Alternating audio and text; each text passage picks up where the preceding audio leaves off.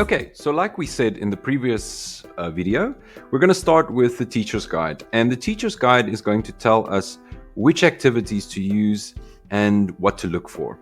So once again, you can see here that this lesson contains a workbook activity.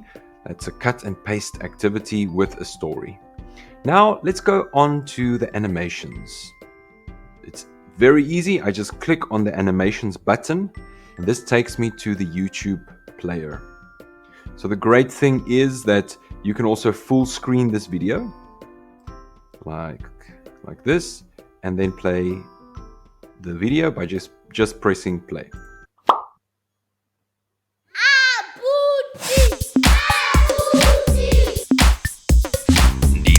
First of all, what is the word for head in isiXhosa?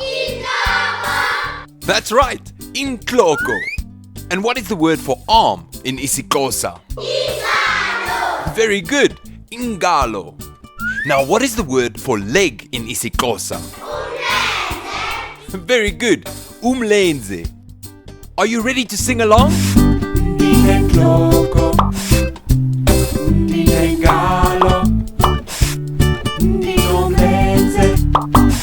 Okay, so in order to then exit this full screen, I then hover to the top again and then just press on that X. Good. We can also then access the audio by pressing on this audio button, and you will then see you have a body song, also a story, and the vocabulary of this lesson. Head.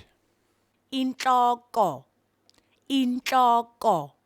So this is a native speaker helping us with the pronunciation. And let's listen to a little bit of the story as well. It's story time. Ndiyathanda ukubaleka.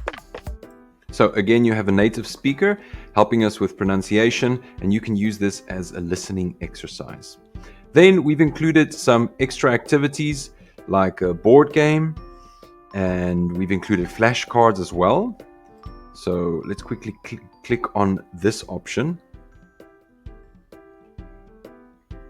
This will give you an idea of how the flashcards correlate with the poster that we've designed, give you some ideas of which games you can play.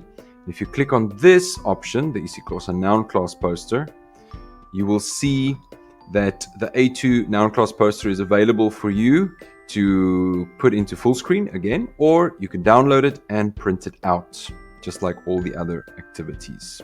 I hope you found this useful. I will see you in the next tutorial.